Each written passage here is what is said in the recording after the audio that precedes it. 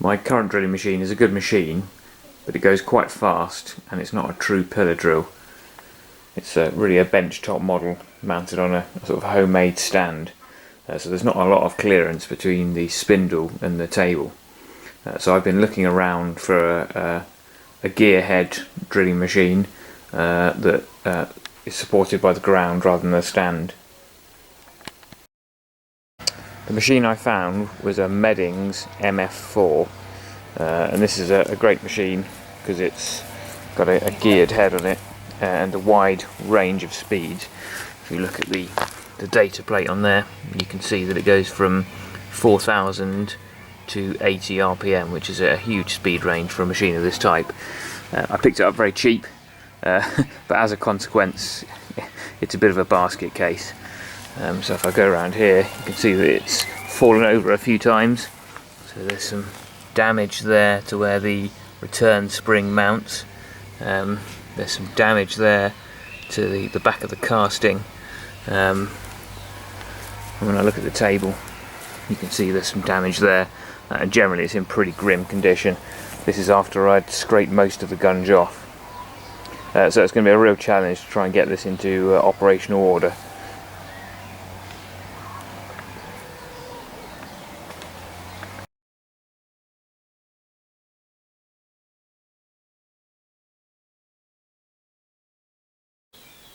All the castings have been paint stripped and wire wheeled to get rid of rust.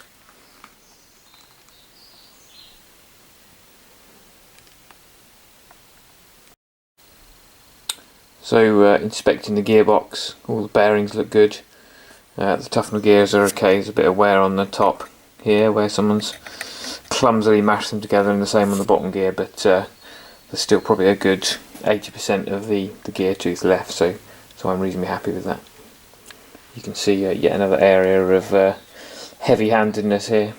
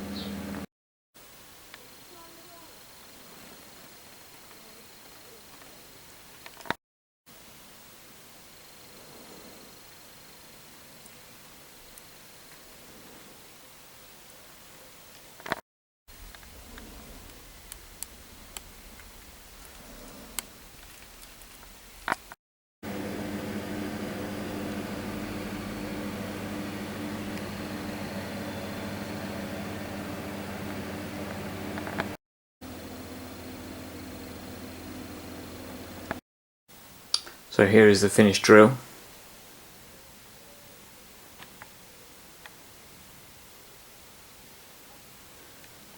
So just to go through a few things that I've done. So we brazed up the table on that side where it was broken. I filled in the arc of shame with epoxy steel. We brazed up this part here that was broken. Made a new lever and tidied this up. This is all smashed and broken on the side.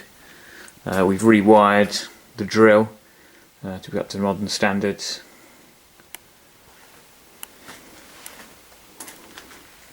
We've replaced all the ball handles that were all smashed and broken up.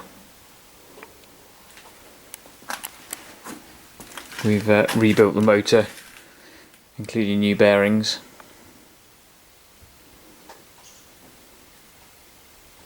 And we've just generally given it a good tidy up.